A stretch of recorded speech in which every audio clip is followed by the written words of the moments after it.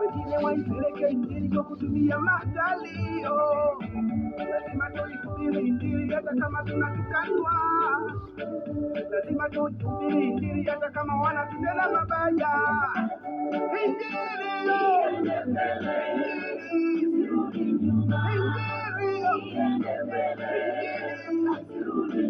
Lazima tuipeleke injili hata kama hatuna hela, lazima tuipeleke injili hata kama wanatutenda mabaya, lazima tuipeleke injili hata kama hatuna hela, lazima tuipeleke injili hata kama wanatutenda mabaya.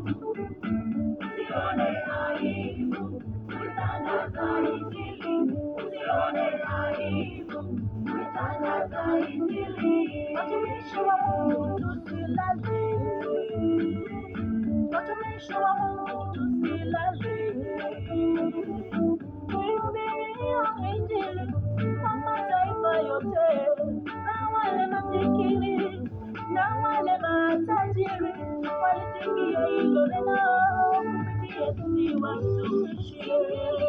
Iende mbele, usirudi nyuma, mama, iende mbele, usirudi nyuma, iende mbele, usirudi nyuma. Wakati ndio huu wa kuitangaza injili ya Yesu. Wakati ndio huu wa kuitangaza injili ya Yesu. Usione aibu kuitangaza injili, usione aibu kuitangaza injili.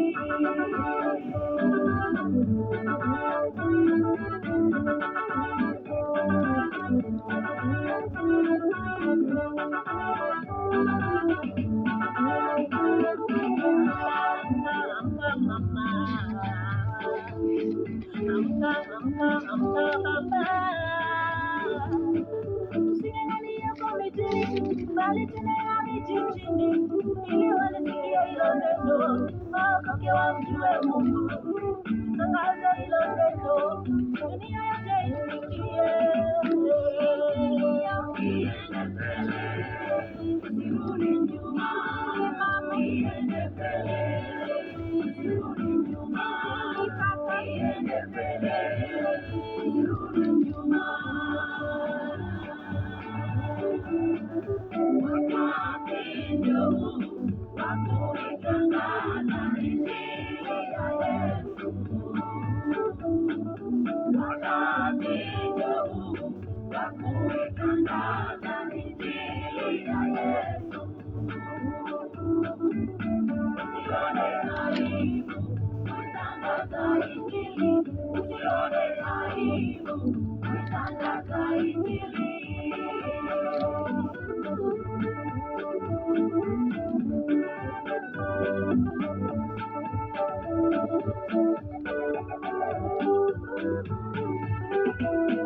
Watumishi wa leo wamekatalia mjini, watumishi wa leo wamekatalia mjini, wanasahau kwamba injili yaenezwa kote, wanasahau kwamba injili yaenezwa kote.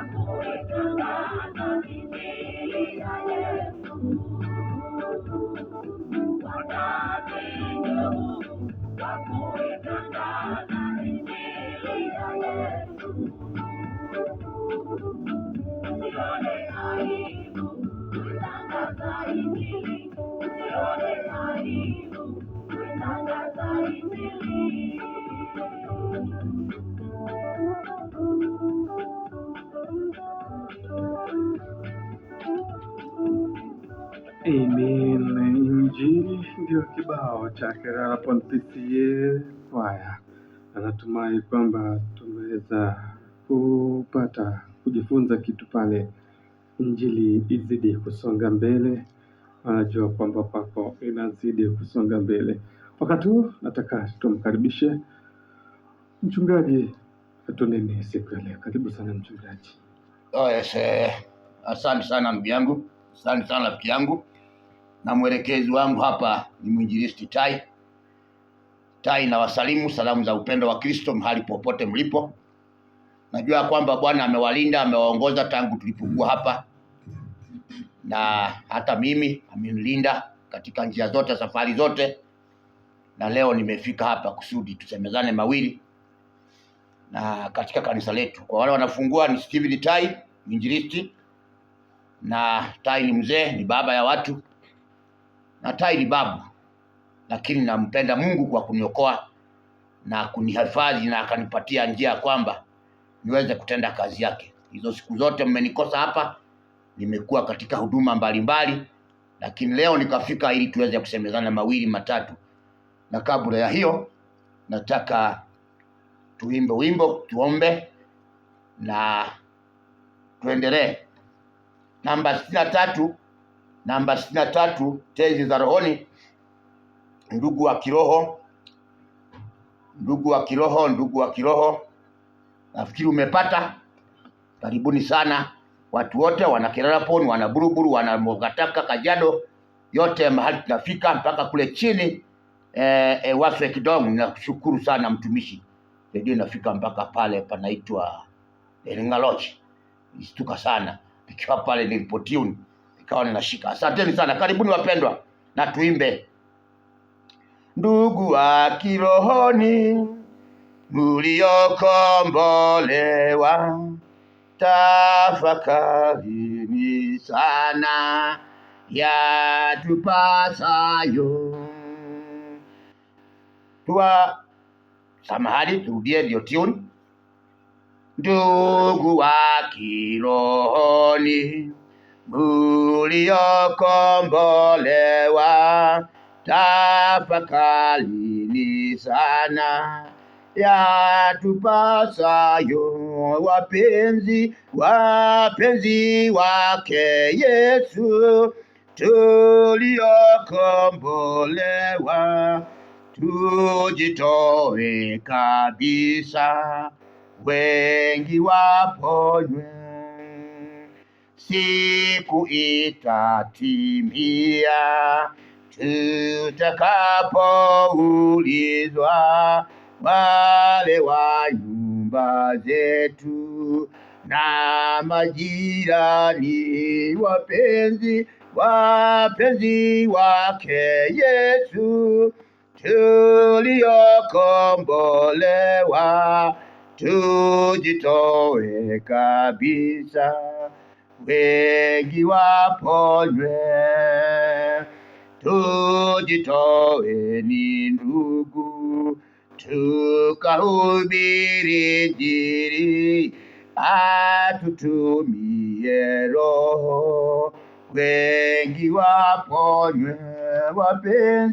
Wapenzi wake Yesu, tuliokombolewa, tujitoe kabisa, wengi waponywe,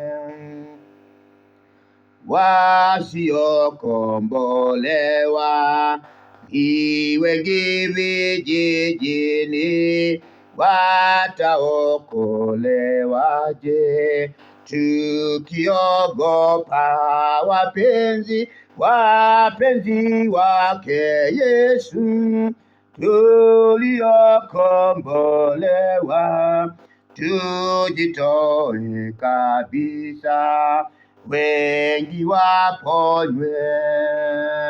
Bwana alijitoa akapotewa mengi ili atuokoe, tusiwe waoga wapenzi wake Yesu, tuliokombolewa, tujitoe kabisa, wengi waponywe.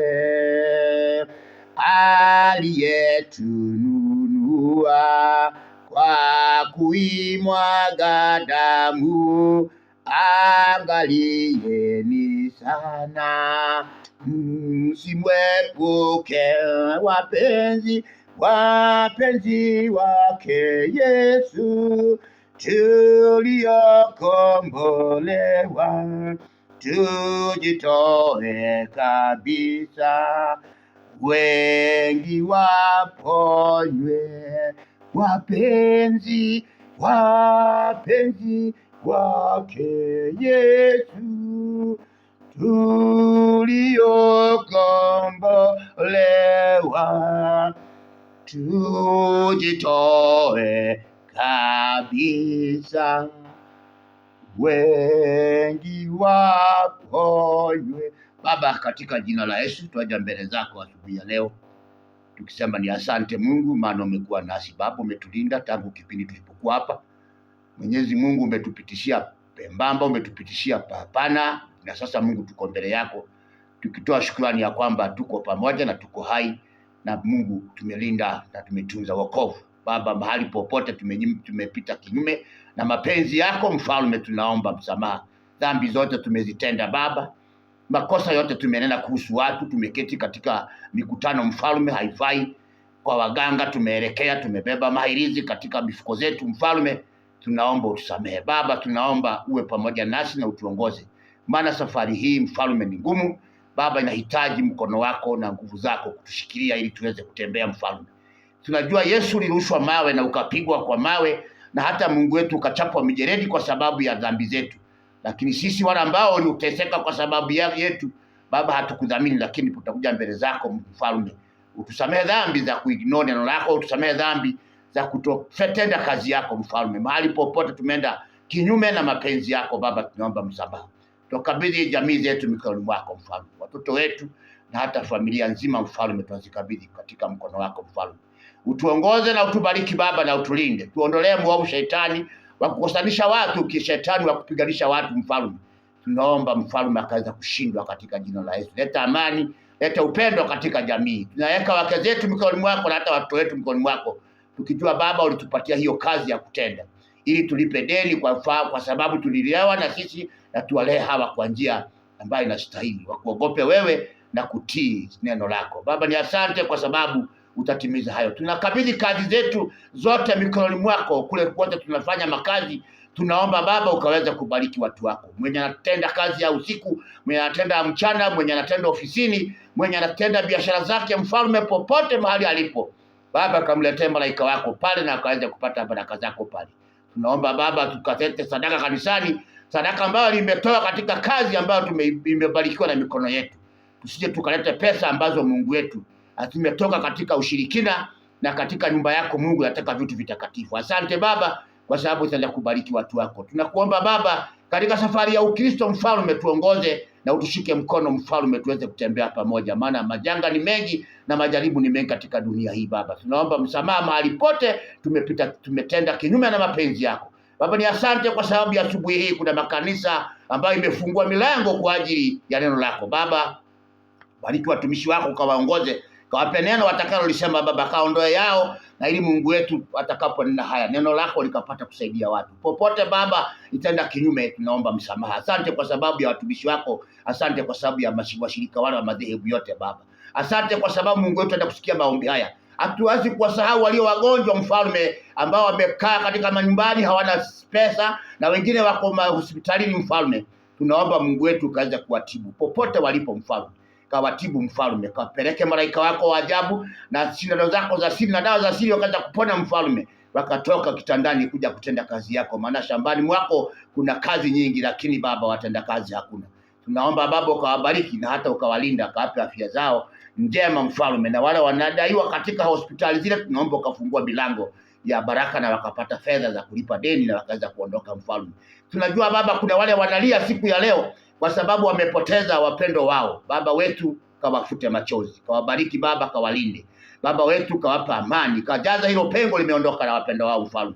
Tunajua Mungu wetu wewe ndio baba wa mayatima, wewe ndio baba ya wajane, kawalinde Mfalme. Tunajua kwamba Mungu wetu utaenda kutenda hayo kwa sababu wewe ni Mungu. Ulisema tutapoinua macho yetu mbinguni utatupatia msaada Mfalme utoke kwako. Ni asante Baba, maana tunaenda kutimiza Mfalme.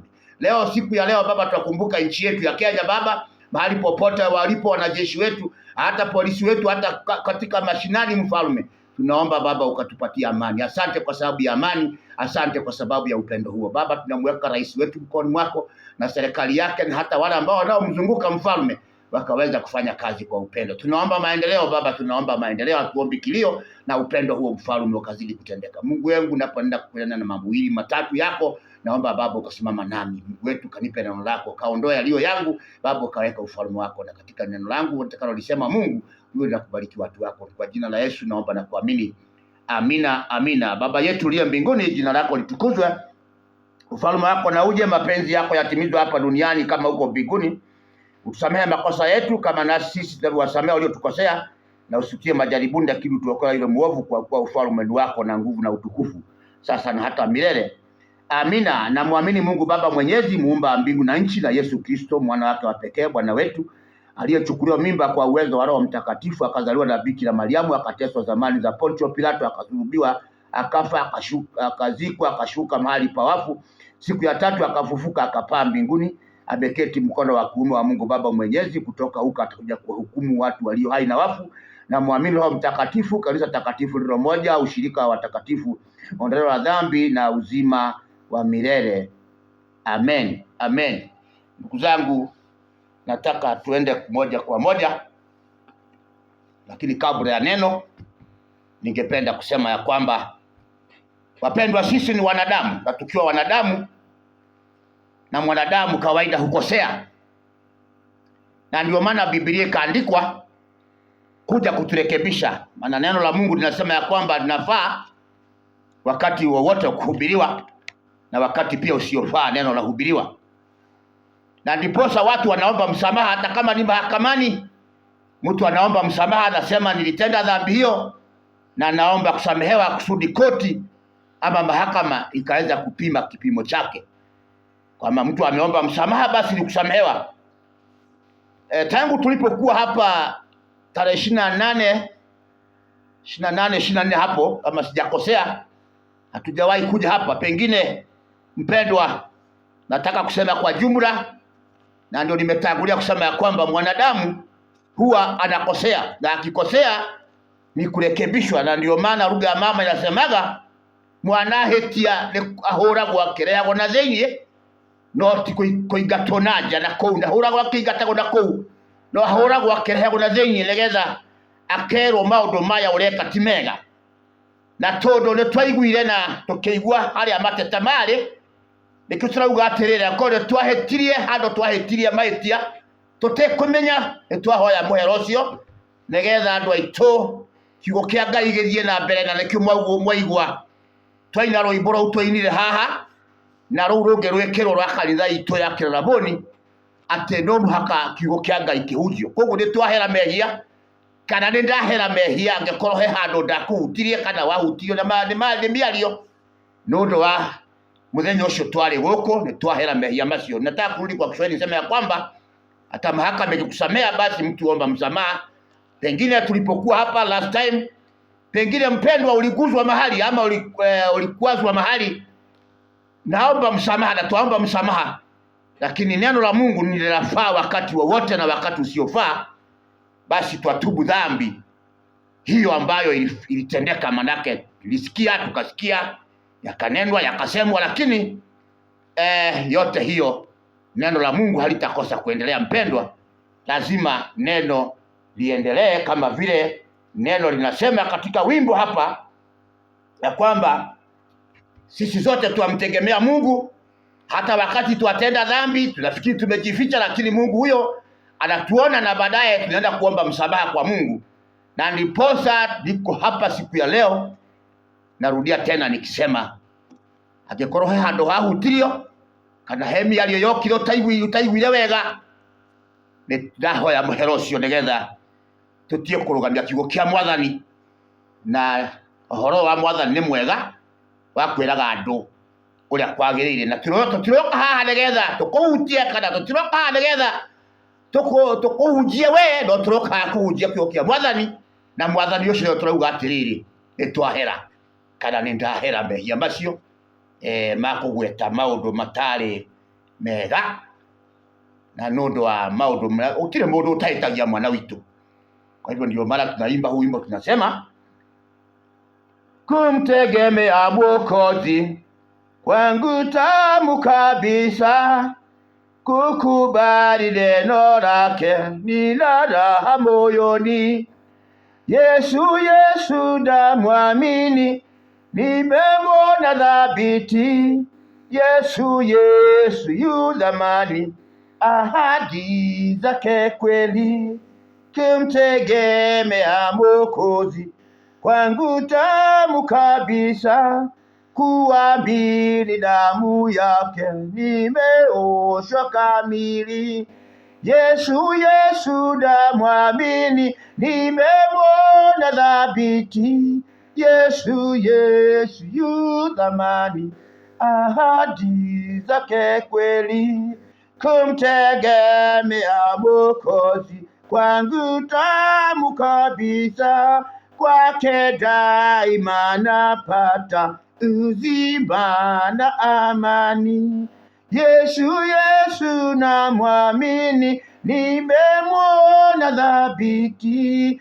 Yesu yu thamani, ahadi zake kweli.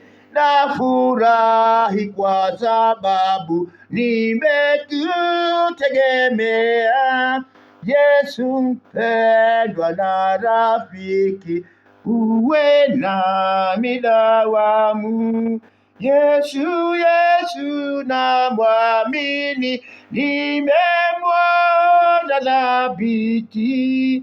Yesu yu thamani, ahadi zake kweli. Kwa muda mchache sana nataka ufungue Biblia yako Zaburi 50, na hiyo ndiyo ombi letu la siku ya leo. Ndilo ombi lako, ndilo ombi langu, na ndilo ombi letu siku ya leo, ya kwamba palikuwa na mfalme anaitwa Daudi. Daudi huyu aliweza kutenda dhambi. Dhambi aliyoitenda ni kumnajisi mke wa mwanajeshi aliyekuwa anaitwa Uria. Sasa huyu Daudi alikuwa mfalme na akatumia ufalme wake kwa kutenda dhambi ambayo ilimkasirisha Mungu. Na ndiposa tumeanza na kutubu ya kwamba Mungu, pengine kuna mahali tumetembea kinyume na mapenzi yako. Baba, utusamehe, kwa sababu msamaha lazima iombwe mpendwa. Ukiwa Mkristo ambaye unajua kweli wewe ni Mkristo kabisa, unayejua unamtumikia nani, lazima uombe msamaha. Daudi alianza kuomba msamaha baada ya kumnajisi mke wa Uria ambaye ni Bathsheba, na akampatika mpaka mimba. Na alipojua kwamba amepata mimba, akataka kuficha hiyo dhambi.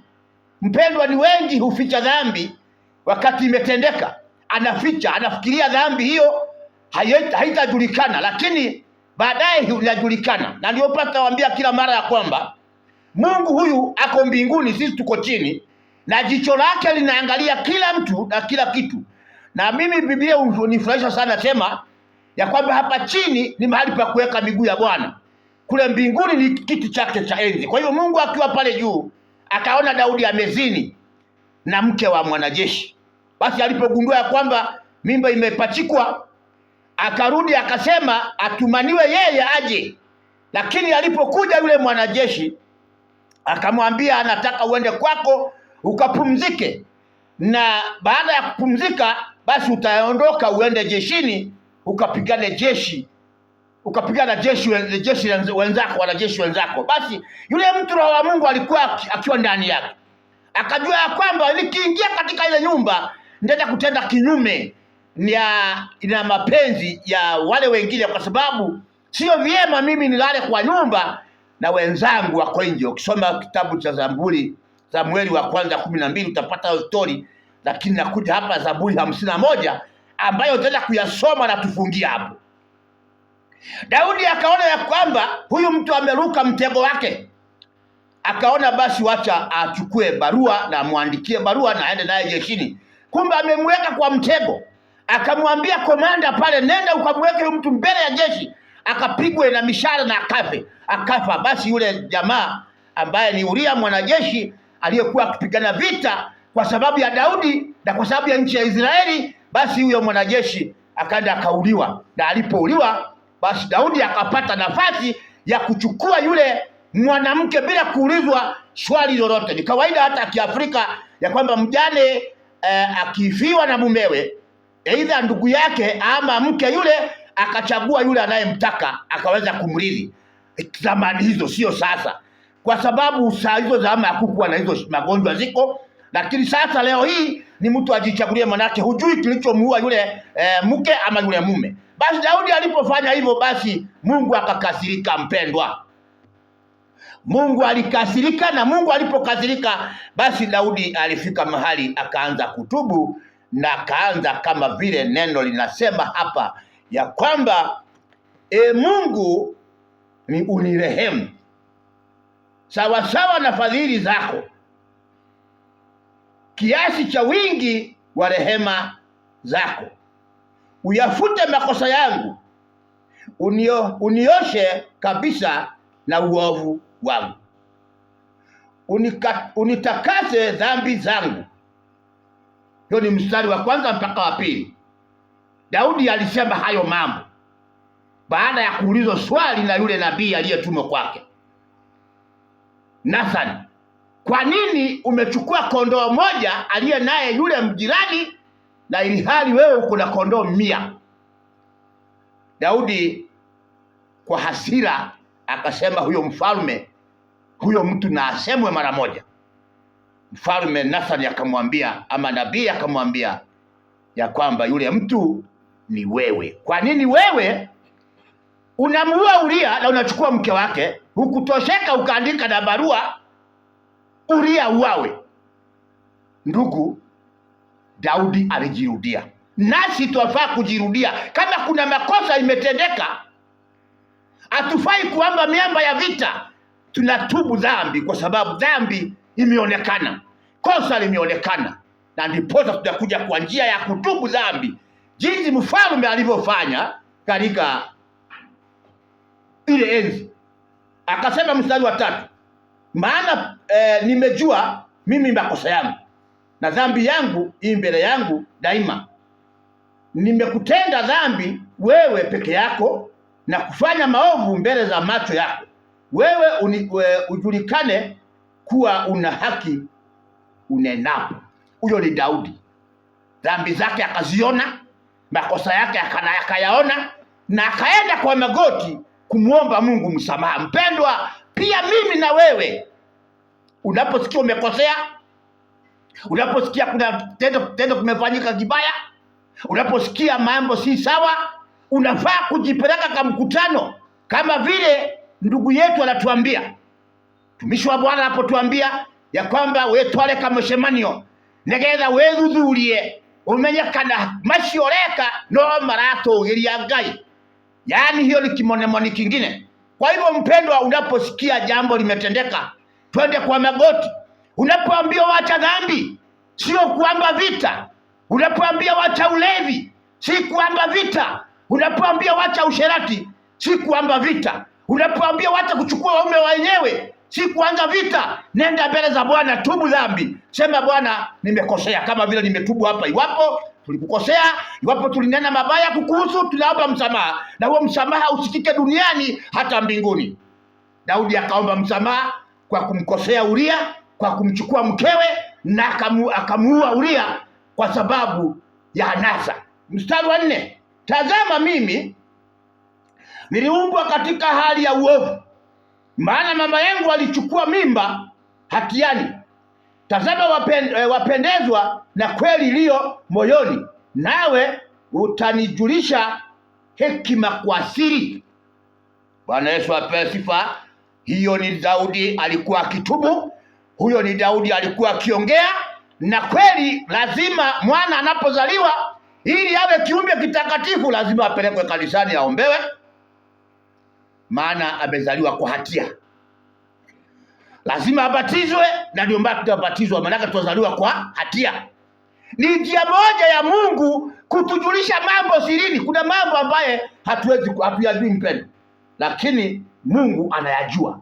Wewe unafikiria, mimi nafikiria ndugu yenu Tai napotenda mambo yale yanatenda pale mtaani, mimi nafikiria watu wanioni, lakini Mungu ananiona aliye mbinguni. Mpendwa, chochote unachokifanya Mungu anakiona. Popote unapita Mungu anaona.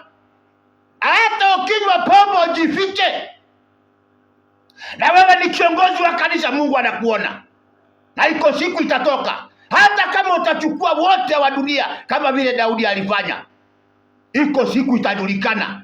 Hata kama utajificha ndoa yako uende kando, mpendwa, iko siku itajulikana. Kazi sio kupigana na wachungaji, kazi sio kupigana na wahubiri, ni utubu dhambi kulingana vile neno linasema hapa. Maana amesema katika mstari wa 6 ya kwamba tazama wapendezwa na kweli iliyo moyoni, nawe utanijulisha hekima kwa asiri.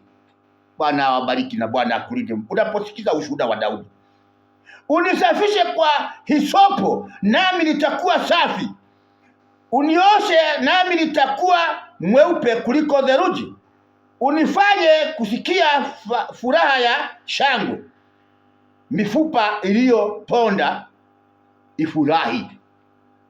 Usitiri uso wako, usitazame dhambi zangu, usifute hatia zangu zote. Huyo ni Daudi.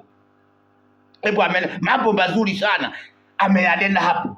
Aoshwe, usafishwe. Ndio maana Yesu alikufa msalabani, na hakufa kwa watakatifu. Na wacha nikujulishe mpendwa, Yesu hakuja kwa sababu ya wakamilifu. Yesu hakuja kwa sababu ya waliookoka.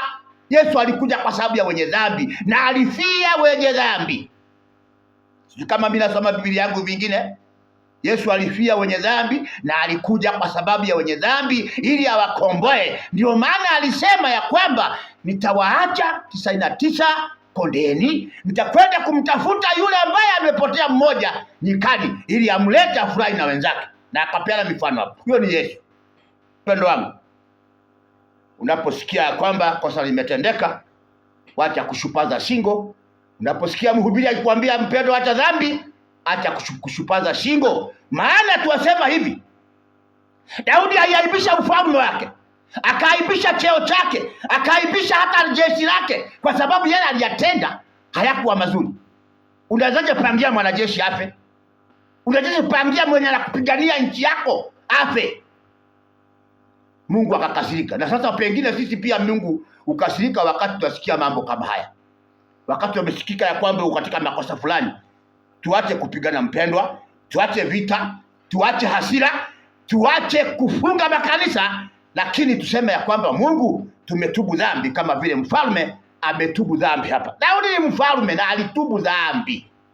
Je, wewe na mimi? Mbona tunashupaza shingo?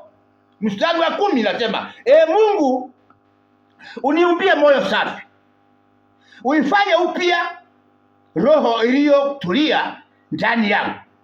Sikiza mama, usinitenge na uso wako, wala roho wako yako mtakatifu usiniondolee. Huyo ni Mkristo ambaye ameokoka. Huyo ni mfalme aliongea hayo.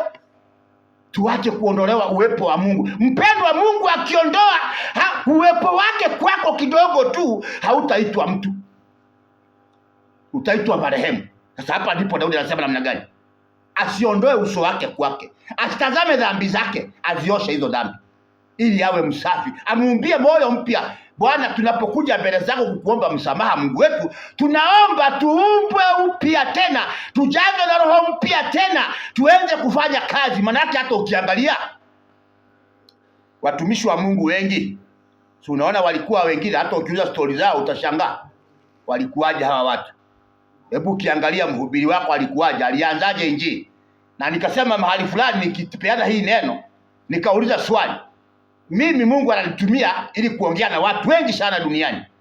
Na sasa Mungu huyu mbona amechagua mtu mweusi ambaye hana sura ndiye anasema Yesu anaokoa? Mpendwa, Mungu akuumbie moyo safi, aufanye upya roho yako ndani yako, na asijitenge na uso wake kwako, wala roho yake Mtakatifu asiondoe kwako, maana unarudisha furaha ya wokovu wako.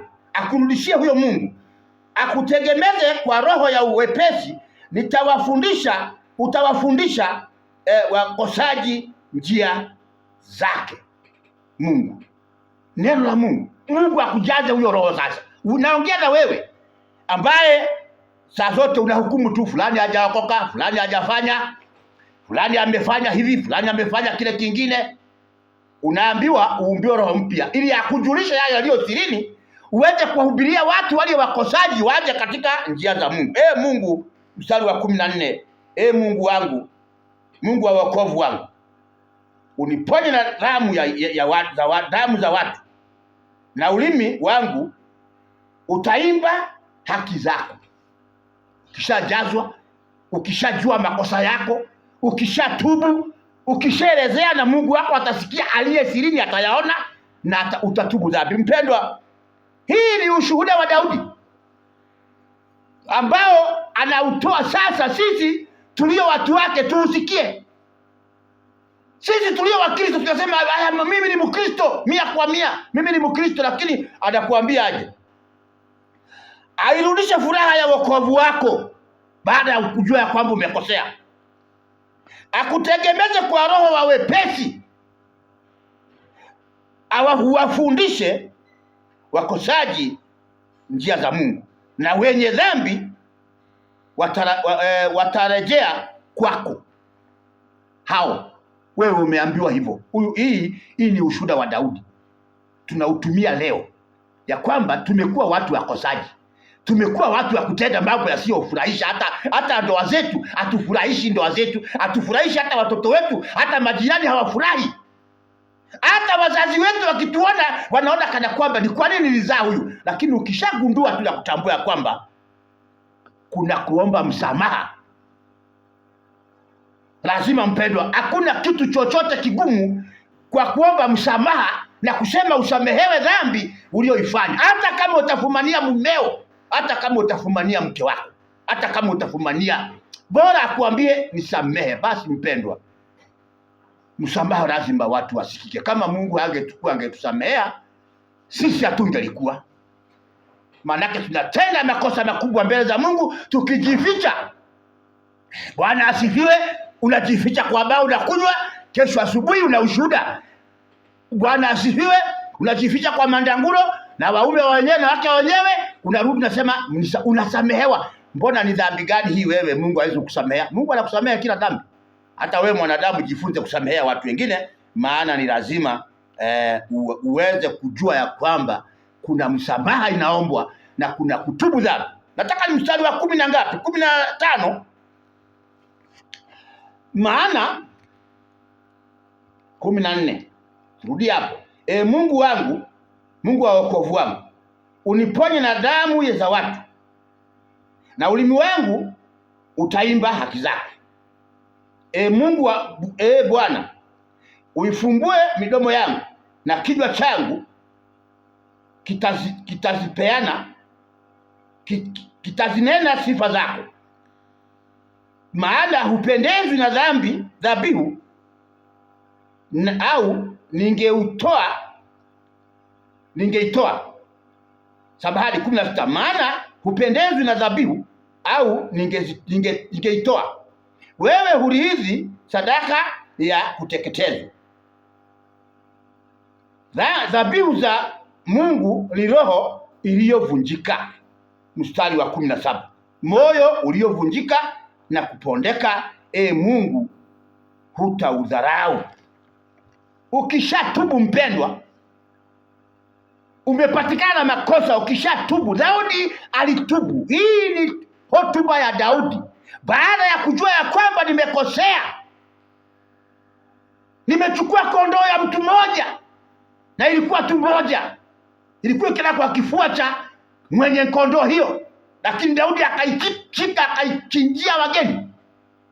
Maana yake Daudi alikuwa na wake wengi, na akaona mke wa mwanajeshi akamchukua, na baadaye ikawa ni kilio kwake. Ni kutubu, anatubu hapa, anasema Mungu amsamehe. Na mimi nataka kuapply kwako mpendwa, tuache kuona ya wengine. Mimi sitaki kuona ya wengine. Ndio maana nilikwambia hapa ya kwamba hii injili tunayoifanya, tunaihubiri, hii ni ya Mungu. Huyu ni Daudi, ni mfalme. Sasa wewe na mimi, ufalme wetu uko wapi? Unaporekebishwa mpendwa, kubali, nyenyekea. Moyo umesema hapa, moyo uliovunjika, hiyo ndio dhabihu Mungu anataka. Moyo uliopondeka, hiyo ndio Mungu anataka. Na Mungu hadharau mtu yoyote mwenye anaenda mbele zake akiwa anatubu dhambi. Hata ufanye kosa gani, mpendwa, hata kuhukumu, hata kusema fulani hajui kusema vile, fulani hajui kuhubiri, fulani anapewa platform ya kuharibia watu. Mpendwa, tubu dhambi. Sio wengi watanena haya, sio wengi watakuja kanisa kama hili waliseme, sio wengi wataenda kwa makanisa huko kwingine waseme. Lakini mimi nakwambia ya kwamba haukuzaliwa kwa sababu ulizaliwa kwa sababu uje kuwaokoa watu wa Mungu. Na ndio maana Daudi anatubu, maana alipozaliwa alipakwa mafuta akiwa kwa kiwanja cha kuchunga mbuzi. Hata wewe Mungu amekubariki mahali huko, baraka zake zije kwako ili uwe mtumishi mpendwa. Na kazi hii sio rahisi. Wero timohodho uoleshiria mwana wito, wero timohodho one wera we maundu maingi muno, na ni wa Ngai, na ni wera mwega. Kazi nzuri sana, sitakwambia uogope hiyo kazi. Na ugaga atiriri, ukuhinga murango umwe ahingure mirango mugwanja. Yaani maana yake kimzungu hiyo, utafunga mlango moja, atafungua milango 10. Mimi nimeongezea 3.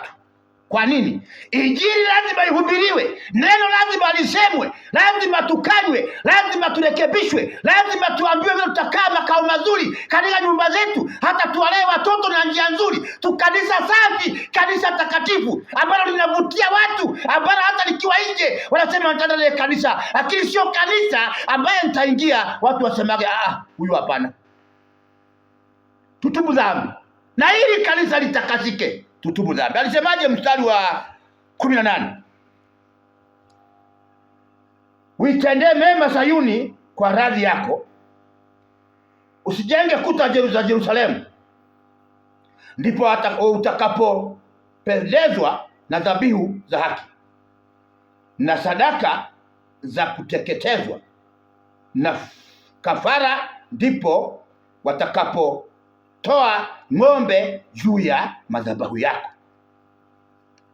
Hebu imagine mpendo, baada ya moyo kupondeka, baada ya kunyenyekea, baada ya kukiri dhambi, Mungu atakubali sadaka zako.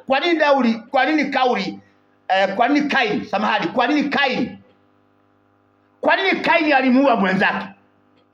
Kwa nini Kaini alimuua Abel? Ni kwa sababu ya wivu. Na Mungu akamwambia wazi ya kwamba zako unatoa kwa moyo wa kutafutilia, lakini huyu anatoa dhabihu zake kwa roho safi. Mstari wa 16-17, inanena hayo mambo. Moyo uliovunjika mpendo, hata ukitoa milioni 8, hata ukitoa milioni 20, hata ukitoa ngapi, kama kwamba unabeba dhambi ambazo Mungu anaziona, kazi yako ni kuchukia watu, kazi yako ni kuweka magugu kwa barabara, watumishi wa Mungu wasihubiri, wewe umeangamia. Tubu dhambi mpendo, tubu dhambi. Mimi nimetubu yangu, na wewe yako. Naposema niliokoka wanawake, nikisema niliokoka wanawake, na ni kweli niliokoka wanawake. Wewe uliokoka nini? Ushuhuda maana yake ni kusemaje? Ni kuyaacha yaliyo ya kwanza.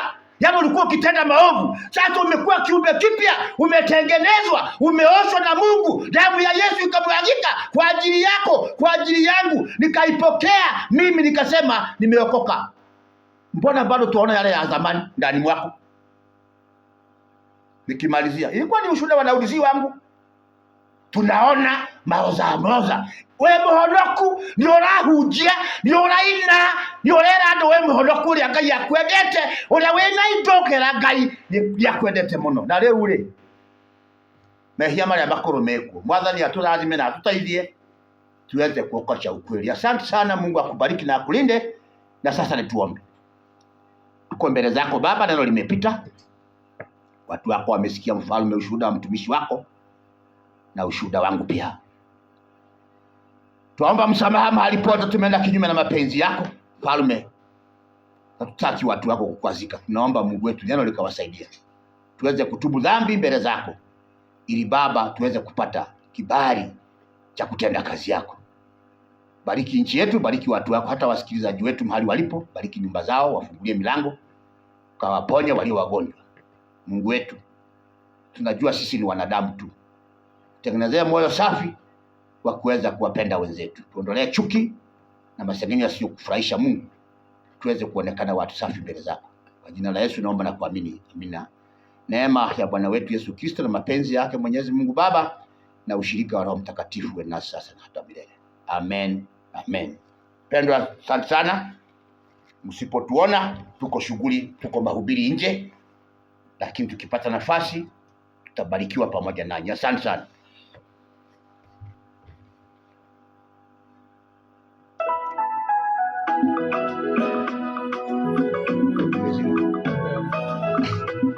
Sasa kama watasikia kwetu